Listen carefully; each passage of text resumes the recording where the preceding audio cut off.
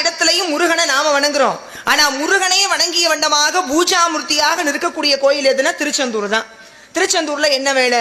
முதல்லையே சூர சம்ஹாரம் நிகழும் பொழுது சூரபதமனை அழிப்பதற்கு எனக்கு உறுதுணையாக இருக்க வேண்டும் என்பதற்காக சிவனை வேண்டி முருகன் வணங்கிய இடம் எதுனா அதுதான். முதல்ல வணங்குறது அந்த கோயில் தான். சூர சம்ஹாரத்துக்கு பிறகு முருகப்பெருமான் சிவனை வணங்கியது அந்த கோயில் தான். நீங்க போய் திருச்செந்தூர்ல பார்த்தீங்கன்னா முதல்ல அனுமதி உண்டு, இப்ப கிடையாது.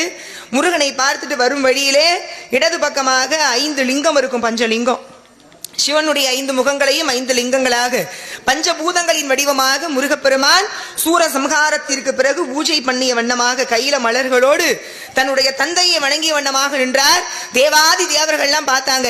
நம்மளை அடிமைத்தனத்திலிருந்து நீக்கிய முருகனுக்கு போய் நன்றி சொல்வோம்னு எல்லோரும் சேர்ந்து வந்து முருகனை சுவாமி அப்படின்னு அழைத்தார்கள். கையிலே மலர்களோடு அப்படியே திரும்பி தேவாதி தேவர்களுக்கு முருகன் காட்சி கொடுத்தார். அப்படி காட்சி கொடுத்த கோலம் தான் இன்னைக்கு திருச்செந்தூர்ல இருக்கிற முருகனுடைய அந்த கோலம்.